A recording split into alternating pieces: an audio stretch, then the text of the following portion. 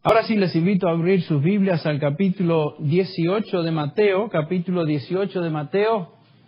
Continuamos en nuestro estudio de este gran capítulo, esta hermosa porción de la Escritura donde el Señor Jesús nos está enseñando acerca de la semejanza que existe entre un niño, un infante y un hijo de Dios. Para enseñarnos importantes verdades espirituales, el Señor toma un niño, posiblemente en sus brazos, no lo describe exactamente, pero leemos estas palabras al comienzo del capítulo 18 de Mateo, en los versículos 1 y 2, que dice así: en aquel tiempo los discípulos vinieron a Jesús diciendo, ¿quién es el mayor en el reino de los cielos? Y llamando Jesús a un niño lo puso en medio de ellos. Y a partir de esta ilustración viviente de un infante, el Señor comienza a enseñar varias realidades acerca de la semejanza que existe entre este infante y a una persona que es hijo de Dios. A partir del versículo 3, el Señor nos enseña que una persona debe volverse como un niño para entrar en el reino de los cielos.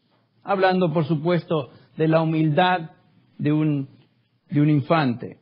A partir del versículo 6, vemos que los creyentes necesitan ser protegidos como se protege a un niño. En los versículos que siguen, el Señor nos habla que los niños o los creyentes deben ser cuidados como se cuida a un niño. Debemos ser disciplinados como se disciplina a un niño. Eso lo vimos hace un par de semanas. Y nos encontramos en la sección donde el Señor Jesús nos enseña que como cristianos necesitamos ser perdonados así como perdonamos a un niño. En esta porción estamos aprendiendo la importancia suprema de perdonarnos mutuamente. Está hablando de la familia de Dios, está hablando de los creyentes. Estamos siendo instruidos en cuanto a lo terrible que es albergar un resentimiento, una amargura contra nuestros hermanos. Y estamos viendo entonces las consecuencias de no perdonar. La semana pasada vimos y contestamos la pregunta sobre el perdón, la pregunta que hace el apóstol Pedro en el versículo 21, donde dice, ¿cuántas veces pecará mi hermano contra mí y yo he de perdonarle? ¿Cuántas veces, Señor? Y después dice, hasta 7 veces. Teniendo presente el punto de vista judío o la tradición judía que posiblemente había saturado el entendimiento de Pedro, ustedes recuerdan que los judíos creían que uno podía perdonar hasta 3 veces. Y esa era la vencida. La cuarta ya era otra cosa. Y posiblemente Pedro se sentía muy magnánimo, muy generoso en decir, Señor, le perdono hasta 7 veces. Lo cual nos lleva a la respuesta del Señor Jesús, que es la extensión del perdón. Y lo leemos esto en el versículo 22, donde Jesús le dijo, no te digo hasta 7 veces, sino hasta ¿cuántas? 70 veces 7. 70 veces 7. Vimos que este número simplemente representaba el hecho de que el perdón no tiene límites. En Lucas el Señor enseña que si una persona peca contra ti 7 veces al día y viene y te pide perdón 7 veces al día, ¿qué debemos hacer? Perdonarle 7 veces al día. Y si comenzamos a multiplicar todas estas veces, notamos que el Señor Jesús realmente está hablando de una descripción de un número que no tiene límites. El punto es que debemos perdonarnos mutuamente siempre, así como Dios nos perdona a cada uno de nosotros. Y si somos honestos con nosotros mismos, cada día vamos al Señor y confesamos al Señor muchas de las ofensas que cometemos contra Él una y otra vez y a veces las mismas. Y cada vez que vamos al Señor, confesamos nuestros pecados, la Biblia dice que Él que nos perdona y nos limpia. Esa es la actitud. Esto es lo que el Espíritu Santo a través del apóstol Pablo nos enseña en Efesios 4:32, donde dice, sed más bien amables unos con otros, misericordiosos, perdonándoos unos a otros, así como también Dios os perdonó a vosotros en Cristo Jesús. La última vez vimos también el efecto del perdón. Si perdonamos a otros sus pecados, la Biblia nos enseña que Dios también nos va a perdonar. Mateo 6:14, el Señor Jesús, enseñando sobre el tema de la oración, dice: porque si perdonáis a los hombres sus transgresiones, también vuestro Padre Celestial os perdonará a vosotros. Dios ya nos ha perdonado de nuestros pecados en el momento de salvación, pasados, presentes y futuros. Colosenses 2:13 nos dice que en el momento que fuimos salvos, Dios nos perdonó en Cristo todos nuestros pecados. La Biblia nos dice que Jesucristo fue hecho pecado por nosotros, para que nosotros llegásemos a ser justicia de Dios en Él. Esto entonces nos habla del perdón legal de Dios, el cual garantiza, como estamos estudiando en Romanos, que ya no hay condenación para los que están en Cristo Jesús. Cuando Dios perdona legalmente, nos justifica y nos perdona de todos nuestros pecados. Pero también hablamos de otro tipo de perdón. Y a este perdón le llamamos el perdón relacional, el perdón familiar. Este es el perdón que restaura una relación que ha sido afectada por el pecado. Por eso Juan dice que si confesamos nuestros pecados, Él es fiel y justo para perdonar y limpiarnos de todo pecado. Ya nos perdonó en la cruz legalmente de todos ellos. Y Dios nos perdona continuamente en cuanto a nuestra relación con Él, en cuanto a nuestra comunión íntima con Él cada vez que confesamos nuestros pecados. Y la Biblia nos enseña que debemos perdonar a otros cuando éstos confiesan sus ofensas y restablecer nuestra relación con estos hermanos. Si no lo hacemos, la Biblia también nos enseña que experimentaremos dos cosas. En primer lugar, experimentaremos la distancia, la barrera que nos separa de Dios en cuanto a esa comunión de la cual hablamos, y también experimentaremos su disciplina. La Biblia nos enseña que Dios disciplina y azota a todo aquel que recibe por hijo. Ahora nos encontramos en esta sección de Mateo, donde vamos a observar el ejemplo del perdón. Hemos visto la pregunta del perdón, la extensión del perdón, el efecto del perdón, y ahora veremos el ejemplo del perdón. Y estamos en el versículo 23, y voy a dar lectura a esta parábola llamada la parábola de los dos deudores.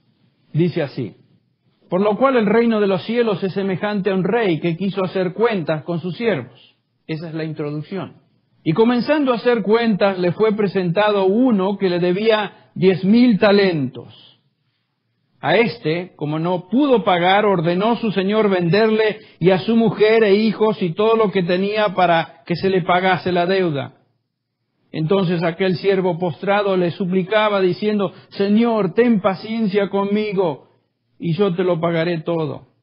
El señor de aquel siervo, movido a misericordia, le soltó y le perdonó la deuda. Pero saliendo aquel siervo, halló a uno de sus consiervos que le debía 100 denarios, y haciendo de él, le ahogaba diciendo: págame lo que me debes. Entonces su consiervo, postrándose a sus pies, le rogaba diciendo: ten paciencia conmigo y yo te lo pagaré todo. Mas él no quiso, sino fue y le echó en la cárcel hasta que pagase la deuda. Viendo sus consiervos lo que pasaba, se entristecieron mucho y fueron y refirieron a su señor todo lo que había pasado. Entonces, llamándole su señor, le dijo: siervo malvado, toda aquella deuda te perdoné porque me rogaste. ¿No debías tú también tener misericordia de tu consiervo como yo tuve misericordia de ti? Entonces su señor, enojado, le entregó a los verdugos hasta que pagase todo lo que le debía. Así también mi Padre Celestial hará con vosotros si no perdonáis de todo corazón cada uno a su hermano sus ofensas. Una porción muy clara, muy directa y por supuesto severa. Lo notamos, particularmente al ver la reacción del rey ante este siervo perverso en los versículos 34 y 35. Ahora, ¿a quién se refiere esta parábola? Está hablando de creyentes. Algunos comentaristas piensan que Esta enseñanza no se aplica a los cristianos justamente por la severidad de la conclusión de la parábola. El rey echa a este individuo a los verdugos.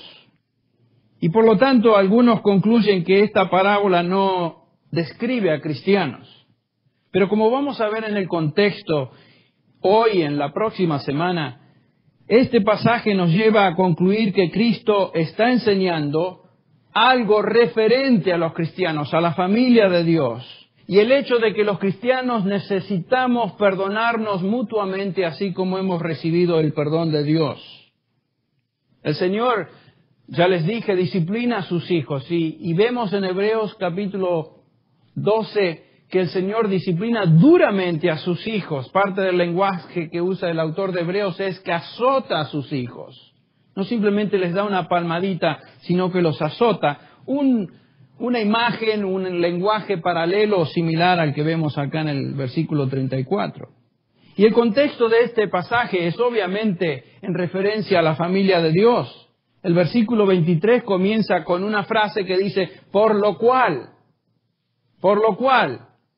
en contexto nos une al pasaje que sigue.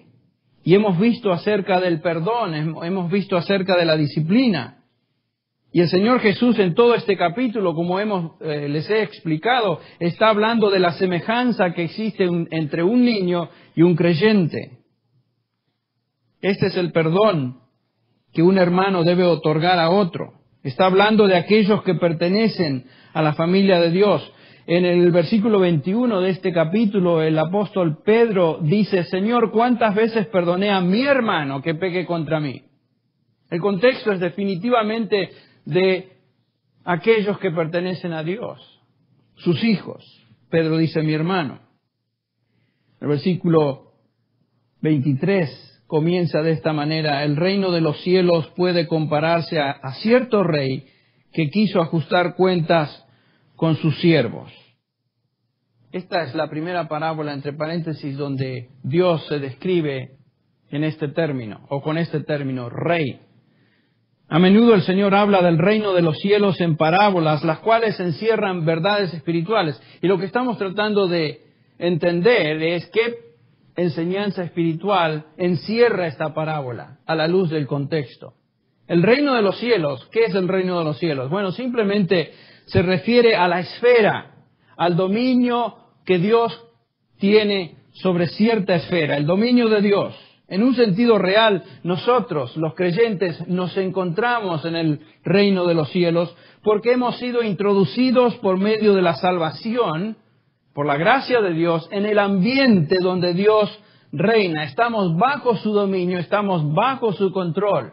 Ustedes recuerdan, Colosenses 1:13 nos dice el apóstol Pablo que Él nos libró, Dios nos libró del dominio de las tinieblas y nos trasladó al reino de su amado Hijo.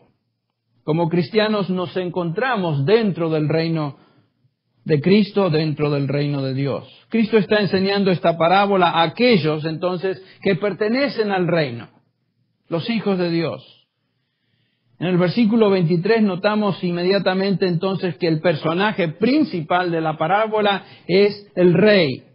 Y obviamente en el contexto este rey, como vamos a estar observando, se refiere a la persona de Dios, a Dios mismo. Este rey tiene súbditos. En la parábola son llamados siervos.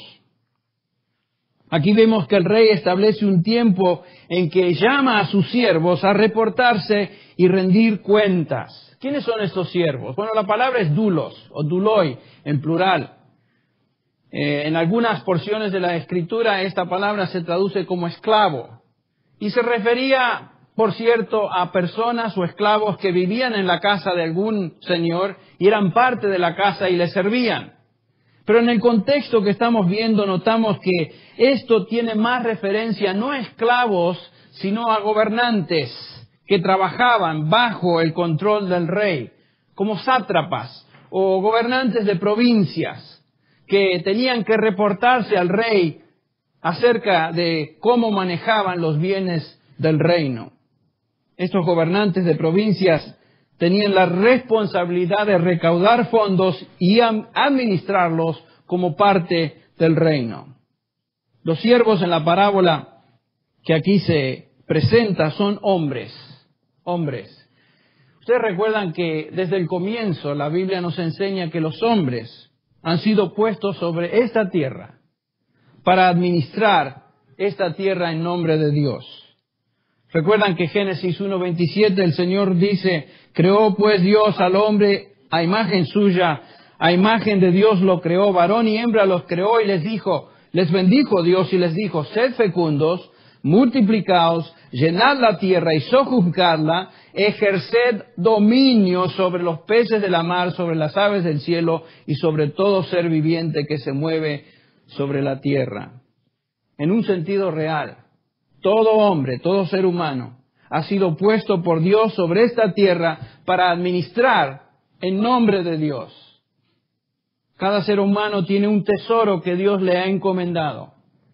Todo lo que el hombre posee, vida, salud, bienes, dones, privilegios, etcétera, pertenecen a Dios y deben ser administrados en nombre de Dios. En otras palabras, todo ser humano es un mayordomo en nombre de Dios, lo reconozca o no lo reconozca. La mayoría de la gente ni siquiera piensa en esto. Por esta razón, todo ser humano entonces debe rendir cuentas a Dios cuando Dios lo demanda. Eso es lo que está detrás de esta parábola. Vemos entonces que en la parábola se nos dice que Dios llama a estos siervos a rendir cuentas, estos gobernadores. Y posiblemente tenían que rendir cuentas periódicamente. No creo que se refiera al fin de su vida o al fin de todo, sino que periódicamente estos gobernadores o sátrapas tenían que venir al rey y reportarse y rendir cuentas de los impuestos que habían recaudado durante un tiempo. Dios llama también a los hombres periódicamente a rendirle cuenta de sus vidas. No creo que esta parábola se refiera al juicio final, sino a un reporte periódico cuando el rey les llama. Por supuesto, a menudo Dios llama a los hombres a rendir cuentas. Cada uno de nosotros hemos estado ahí en el pasado, donde Dios nos ha llamado a rendir cuentas. Para algunos de ustedes tal vez Dios está llamándole a cuentas hoy, a través de esta predicación, a tomar inventario de su vida y rendir cuentas a su Creador. Hay varios medios que Dios utiliza, entre paréntesis, para que los hombres se hagan conscientes y sientan la responsabilidad ante Dios. Muchas veces, o la mayoría de las veces, ni siquiera se dan cuenta, pero piensen, Dios nos hace ver nuestra responsabilidad de rendirle cuentas a través de lo creado.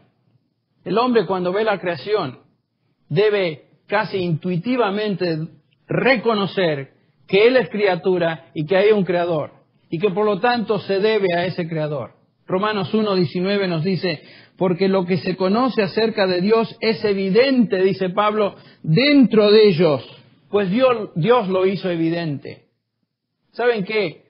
Sí hay gente atea, pero hay gente que no quiere creer y se revela a creer en Dios, y no es por naturaleza. Aquí nos dice que Dios hace evidente que Él existe, porque desde la creación del mundo, dice Pablo, sus atributos invisibles, su eterno poder y divinidad se han visto con toda claridad, siendo entendidos por medio de lo creado, de tal manera que no tienen excusa. Si alguien ve esta creación y dice, yo no creo en Dios, bueno, no tiene excusa llegar a esa conclusión, porque esa creación indica que Dios es poderoso, que Dios tiene atributos que van mucho más de lo que cualquier hombre puede hacer. Por más que quiera negarlo, la palabra de Dios dice que ningún hombre tiene excusa. Dios también nos hace responsables, o hace responsables a los hombres por sus vidas a través de la conciencia.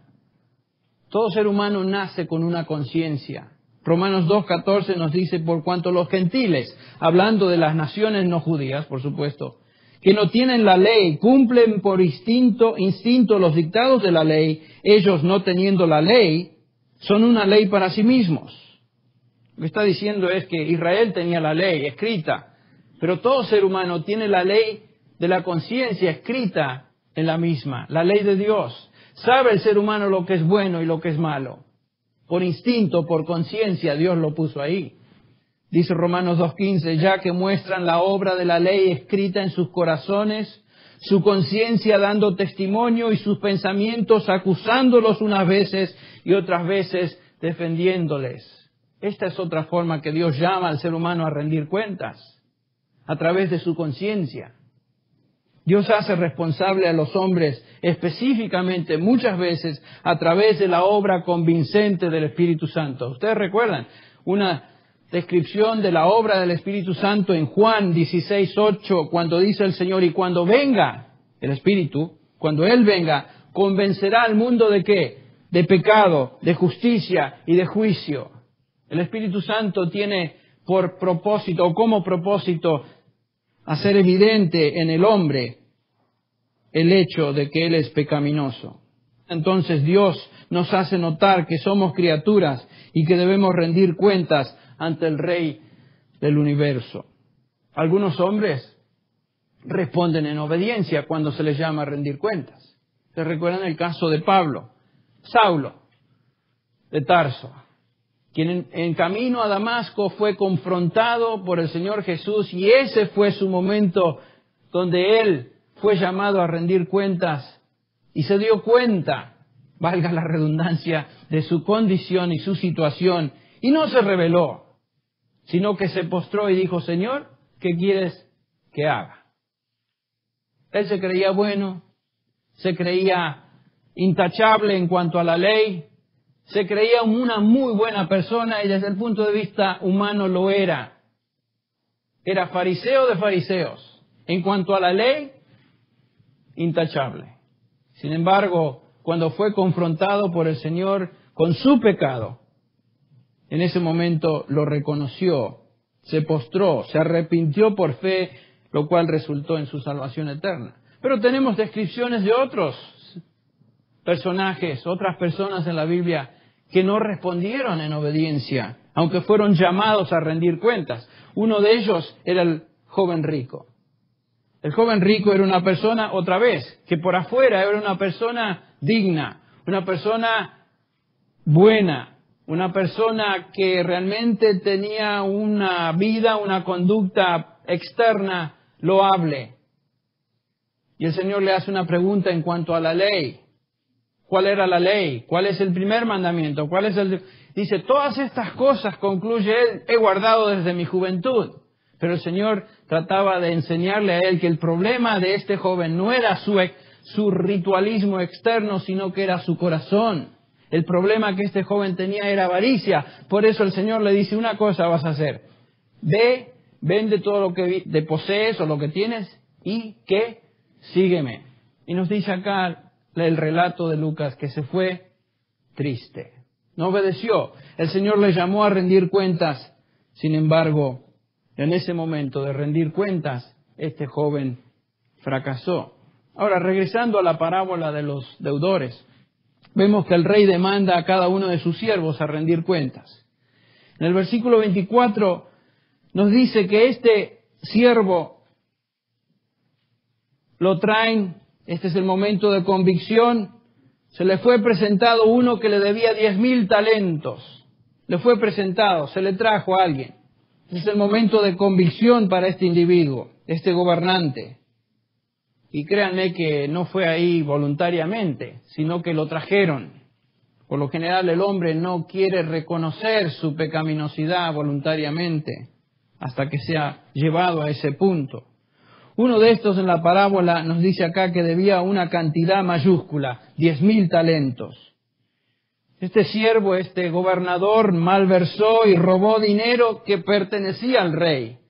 Y acumuló un montón de dinero. Mateo aquí nos dice que la deuda era de 10,000 talentos. Esto era una suma mayúscula, no se podía pagar. Era increíble. Como comparación, los ingresos totales de las provincias de Idumea, Judea y Samaria al gobierno romano eran de 600 talentos anuales durante la época de Jesús. 600.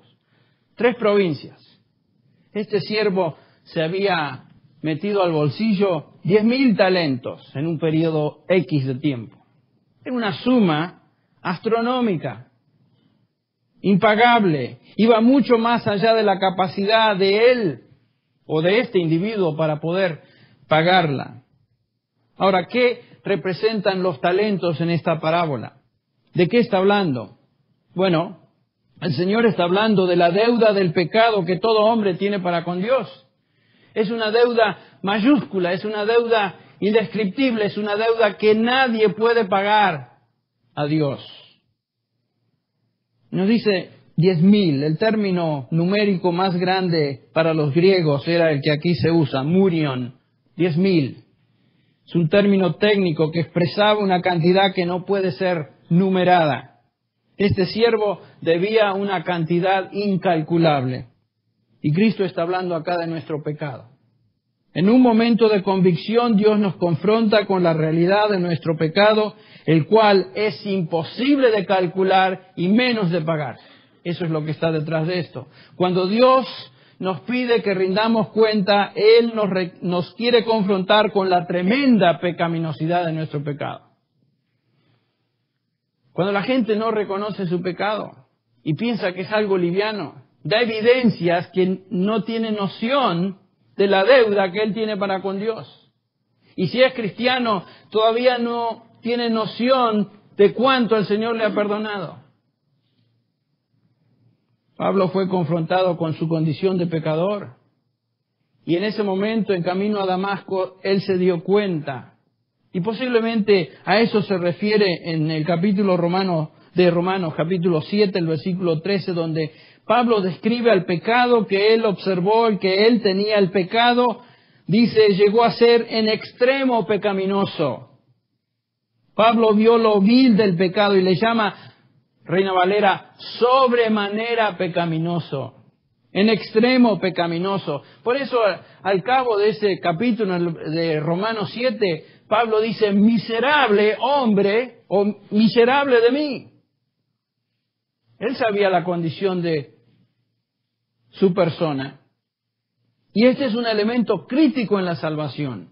El reconocimiento de nuestra condición de pecado extrema. Nadie puede ser salvo hasta que vea su condición caótica espiritual.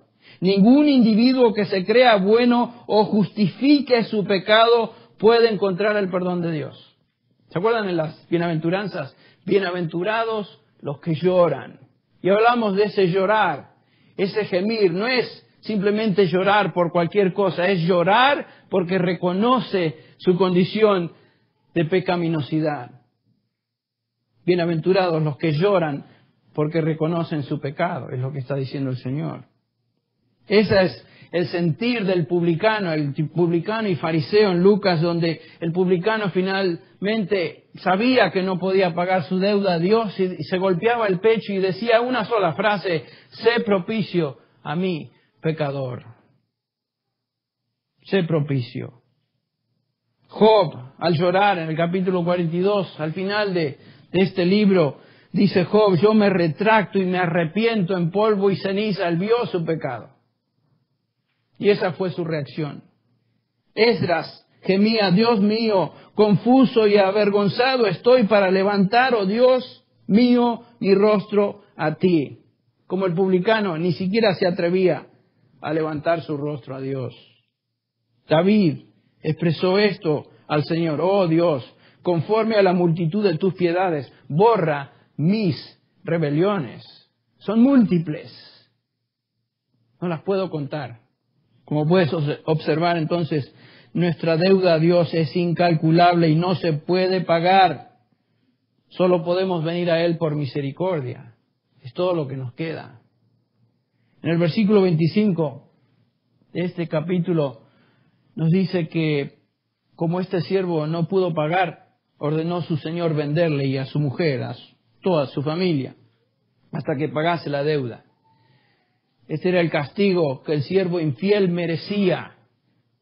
Esto era realmente justicia, lo cual nos enseña que cada uno de nosotros merecemos la justicia de Dios. Merecemos ser condenados como este siervo. Fue condenado a la esclavitud y a la condena de una vida de trabajo forzado sin la esperanza de poder pagar su deuda. Esta era una práctica común en aquellos días alguien no podía pagar, que no podía pagar, se convertía en el siervo o esclavo del acreedor. Este es un retrato del infierno. En el versículo 25 está hablando de las implicaciones espirituales de la deuda del pecado. El lugar donde el pecador termina por su deuda es una condena eterna en el infierno. Aún una eternidad no será suficiente para pagar la suma incalculable del pecado que cada persona debe a Dios. De eso está hablando el Señor. Lo triste y lo terrible del caso es que pasa una eternidad separado de Dios y no estará en una mejor condición de pagar su deuda ahí que cuando comenzó. En el infierno ya no hay esperanza de redimirse y pagar. Este es un retrato realmente aterrador. El rey en la parábola no es un tirano, es un rey justo. Y Dios es justo. De hecho, ya ha sido misericordioso con este siervo infiel, no habiendo pedido cuentas de él por un largo tiempo. Porque imagínense, acumular 10,000 talentos toma un tiempo. Amigo que me escucha, si no conoces a Cristo, déjame decirte que Dios es misericordioso contigo. El solo hecho de darte vida demuestra su misericordia. Él te podría haber enviado al infierno hace tiempo y sin embargo te está llamando a reconocer tu pecado. Una y otra vez, y posiblemente hoy lo está haciendo otra vez. Ahora veamos la reacción del siervo ante la consecuencia inevitable de su falta. En el versículo 26 nos dice que se postró ante el rey y clamaba por paciencia y prometió pagar, cayó postrado. Noten que no pide justicia, Él recibió lo que merecía. Él no niega que había pecado, lo admite, se postra ante su Señor. Y esta es la actitud que Dios busca y desea de los hombres cuando son confrontados con el pecado. Este siervo pide misericordia, dice, ten paciencia, te pagaré todo. Eso revela el deseo de su corazón en ese momento. Te pagaré todo, aunque bien lo sabía que no podía hacerlo. Era imposible pagar esa deuda. Pero en ese momento de abatimiento y dolor emocional, expresa el deseo de, Señor, de alguna manera quiero pagar eso.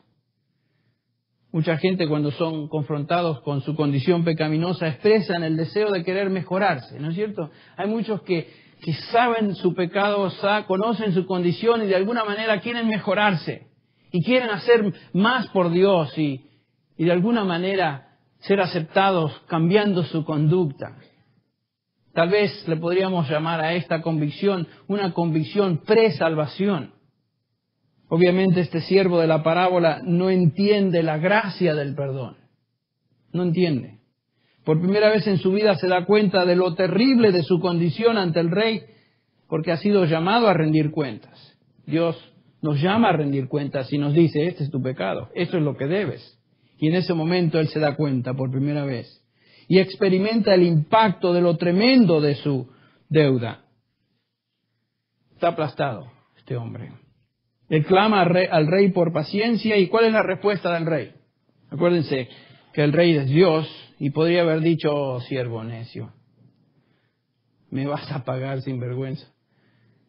Ahora sí, hoy me desquito contigo. No fue esa. El Señor nos dice acá el relato que fue movido a misericordia y le soltó y le perdonó. Qué tremenda verdad enseña este versículo acerca del perdón de Dios. Dios extiende su gracia y perdón al pecador arrepentido.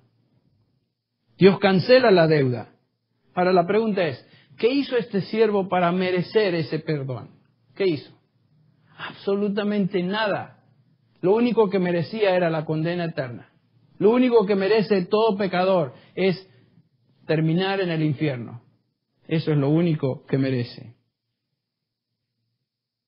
Pero antes de perdonar, Dios nos tiene que llevar al punto donde vemos el pecado por lo que es. Lo terrible del pecado. Y cuando eso sucede, entonces Dios está en condiciones de expresar su gracia y perdón. Esta parábola no nos enseña todo en cuanto a la salvación, pero nos enseña algo muy importante. En el momento que un hombre reconoce su pecado, en el momento que ese hombre se postra ante Dios y confiesa su pecado, en ese momento Dios otorga su perdón, que está disponible en Cristo Jesús. Él pagó la deuda. El perdón es posible. Y alguien pagó esa deuda. Jesucristo. Este siervo sin duda experimentó lo que Pablo nos dice en Romanos 4:7. Bienaventurados aquellos cuyas iniquidades han sido perdonadas y sus pecados han sido cubiertos. Bienaventurado el hombre cuyo pecado Dios o el Señor no tomará en cuenta. Esa es nuestra condición hoy, hermano, en Cristo Jesús. Hemos sido perdonados 10,000 talentos y hoy gozamos de ese perdón. Bienaventurados, felices aquellos cuyas iniquidades han sido perdonadas. Nosotros que pertenecemos debemos de dar gloria al Señor constantemente por esta tremenda bendición. El camino a la salvación y el perdón de Dios entonces comienza cuando un pecador se da cuenta de que hay una deuda incalculable de pecado que le separa de Dios, que jamás va a poder pagar. Alguien dijo, primero tenemos que ser sentenciados a muerte antes que la palabra de vida signifique algo para nosotros. Cristiano, hermano en Cristo, ¿te ves tú ahí? ¿Te ves ahí? ¿Te das cuenta de que Dios te ha perdonado una deuda que no podías pagar? Quiero terminar con una ilustración. Se encuentra en Lucas 15. Es la historia o la narración del hijo pródigo. Este joven, entre los dos hermanos, el más joven, era un muchacho, yo diría, un poco canalla, porque realmente quería ver a su padre muerto para recibir la herencia que le pertenecía. Pero como no se pudo aguantar o eso no sucedió, simplemente le dijo al padre, ¿sabes qué? Dame lo que me pertenece como herencia, lo que me corresponde en este momento. Tomó su parte, se fue de la casa, despilfarró su dinero, viviendo una vida disoluta, y vemos que termina su vida por un tiempo, por lo menos, alimentando cerdos. Acuérdense que para un judío, en primer lugar, el cerdo era algo vil. Para un judío, posiblemente un joven de la realeza judía, terminar como uno que alimenta cerdos era lo más humillante posible. Y aquí se encuentra este joven, en ese lugar. Y en un momento de sobriedad piensa y decide regresar. Y leemos en el versículo 17, entonces volviendo en sí, este fue el momento de su convicción, el momento en que Dios le llamó a rendir cuentas. Y se da cuenta. Volvió en sí y dijo, ¿cuántos de los trabajadores de mi padre tienen pan de sobra? Pero yo aquí perezco de hambre. Él está pensando, los siervos de mi padre, los jornaleros, está hablando de aquellos que trabajaban por lo que recibían al día, por su trabajo, y después se iban a sus casas. Ese era un jornalero, uno que trabajaba por un sueldo diario. Dice, estaba pensando, los jornaleros que trabajan o los que se ganan cada día, los obreros más humildes de mi casa paterna, viven mejor que yo. Entonces leemos en el versículo 18, me levantaré e iré a mi padre y le diré, Padre, he pecado contra el cielo y contra ti. Por supuesto, esta es la descripción de un pecador contrito. Dios le ha llamado a rendir cuentas en su peor momento, cuando está apacentando esos cerdos. El Espíritu de Dios le convence de su pecado y mientras cuidaba esos animales asquerosos, decidió cambiar y regresar a su padre. Ese fue su momento de hacer inventario. ¿Dónde estoy en esta vida? ¿Para dónde voy? Ese fue su momento de rendir cuentas. Desperdició todo lo que tenía. Jamás podría pagar la deuda a su padre. No podía recobrar su herencia, entonces decide regresar a la casa de su padre y ofrecerse a trabajar como uno de estos asalariados diarios. Hasta el día que muera, él pensaba, voy a pagar esa deuda, voy a tratar de pagarla trabajando así para mi padre. Ni siquiera pretendía pertenecer a la familia ya. Y esta es la actitud de un pecador destrozado por su pecado que viene a Dios. Su vida está hecha a pedazos. Él sabe que tiene una deuda con Dios y no puede pagarla. Y leemos en el versículo 19, que dice, ya no soy digno de ser llamado tu hijo, hazme como uno de tus jornaleros. Y levantándose fue a su padre, y cuando todavía estaba lejos, su padre lo vio y fue movido a compasión, sintió compasión por él, y corrió, se echó sobre su cuello y lo besó. Esta es la reacción del padre, esta es la reacción de Dios. Aún de lejos, su padre le reconoció. Es muy posible que el papá a menudo iba a ese camino por donde se fue el hijo y miraba con la esperanza de que algún día ese joven regresara. Y posiblemente miró y desde lejos notó entre la gente que aquel que venía era su hijo. Y nos dice el pasaje que el padre corrió. La palabra en griego no es simplemente correr, dar un trote, sino que es correr como un atleta corre una carrera. No simplemente tomó unos pasos hacia su hijo, sino que obviamente tuvo que recoger su túnica. En esos días la vestimenta no era diseñada para hacer una carrera de atleta, así que recogió su túnica y se dirigió a su hijo. No tuvo vergüenza de no actuar con la dignidad de un anciano que posiblemente tenía, sino que salió corriendo con todas sus fuerzas y se echó sobre el cuello de su hijo y le besó. ¿Puedes ver a Dios ahí? Esta es la respuesta de Dios para un pecador que se arrepiente. Puedes ver a Dios ahí cuando se encarna. No le importa humillarse, sino que se hace uno de nosotros, se humilla hasta el extremo y nos extiende su mano salvadora.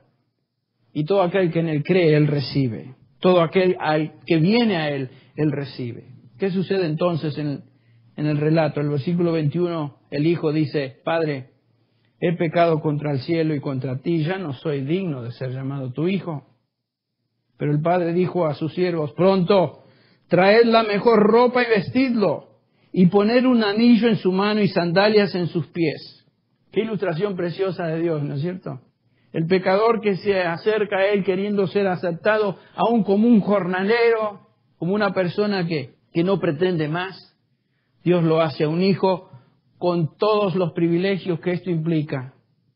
Juan 1:12 nos dice que a los que creen en Él son hechos hijos de Dios. La Biblia nos enseña que Él nos aceptó, nos hizo sus hijos por naturaleza, hemos nacido de nuevo en la familia de Dios y como estamos estudiando en Romanos, nos hizo hijos como hijos adoptados por Él.